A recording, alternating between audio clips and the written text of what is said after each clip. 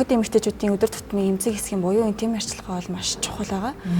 За ихэнх эмэгтэйчүүд маань ерөөхдөө бол юм үнэртэй савн тийм одоо биеийн савн одоо янз бүрийн бүтэц найрлага бүх юм солиотыг хэрэглэх төгөөмөл байдаг.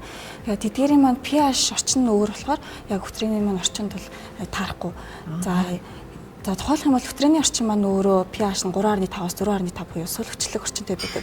Тэгэхээр тэдгээр савнгийн маань хувьд гэх юм бол pH нь шүлтлэг учраас өтрийн маань тохиромжтой яг тэнцвэртэй орчинг нь алдагдуулаад ирэхээр улайх, орцох юм янз бүрийн таагүй шинж тэмдэг үүсгэх гэдэг. За өтрийн маань яг өөрийнх нь яг сул хүчлэг орчин нь бол өтрийн лактобацил буюу ашигтай бактери маань өсөх, үржих, таатай нөхцөлийг бүрдүүлнэ. За нөгөө талаас бол ингэх бактери өсөж, үржихээс бол сэргийлдэг юм ач холбогдолтой байдаг.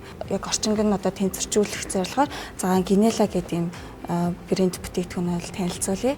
За генела маань хувьд гэх юм бол үйлдвэрийн хувьд гэх юм бол Чех улсад үйлдвэрлэсэн.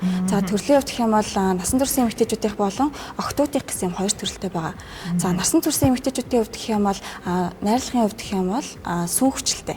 За энэ сүн хүчлэл нь болохоор яг өтрээний өөрийнх нь байгалийн тэнцвэрт орчинг нь хамгаална. За мөн яг өтрээний өөрийнх нь таагүй шинж тэмдгээс сэргийлж өгдөг юм арьс судлалын шинжилгээгээр бол тогтоогдсон юм гэдэг юм. За нэмээд нэг талаас бол өдөр тутмын арчилгаа ч гэсэн нөгөө талаас яг өдөр тутмын яг эрүүл мэндийг хамгаалах юм үүрэгтэй байна. За мөн сүүгчлээс гадна ногоон цайны янзтай. Тэгэхээр ногоон цай маань өөрөө зөөлрүүлэх, тайвшруулах юм үйлчилгээтэй. За харин охтуудынх нь болохоор 2 наснаас эхлээд яг охтуудын эхний сарын тэмдэг ирэх хүртэлх хугацаанд бол хэрэгжилж болно гэсэн юм залцтай байгаа. За охтуудын хувьд гэх юм бол яг ярьсан эмзэг насан туршсан эмэгтэйчүүдээс өтрийн орчин өөр байдаг. За насан туршсан эмэгтэйчүүдийн өтрийн орчин pH нь бол хүчлэг байгаа шүү дээ. Охтуудынх нь болохоор юм шүлтлэг ээждэг.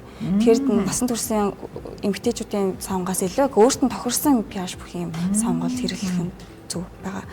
За найрлагандаа болохоор 3 төрлийн урамлын хантайг авалдаг. Тухайлх юм бол одоо алантайн болон балжин гарын цэцгийн хаант ийм хосол нь болохоор яг өтрээний орчин охтуудын өтрээний орчин арьсыг ингээд цоцрохоо сэргийлнэ.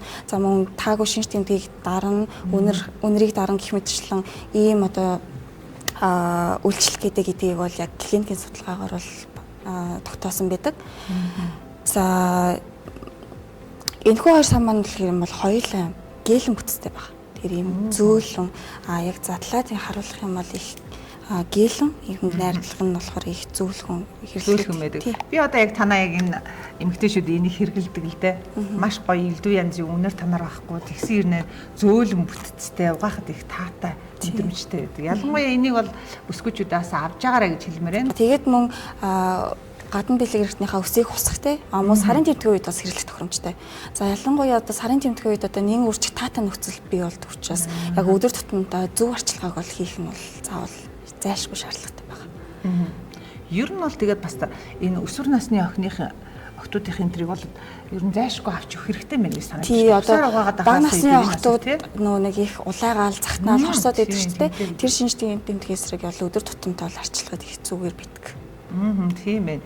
Тэгэхээр энийг бол хэрэглэх ээжүүд маань одоо охтуудтай авч өгөөрэй. Түүнээс гадна одоо бас бизнеснийхэн дараа урдаас нь хойшоо арчих одоо яг энэ чиглэлийг бол сайтар зааж өгөөрэй. Ингэхгүйгээс болж одоо бага насны хүүхдүүд өөрсдөө арчин үзгээл 0 руу оруулцдаг. Тэгэл нөгөө хэд нь болсон болоогүй буруу арчилт үүсдэг.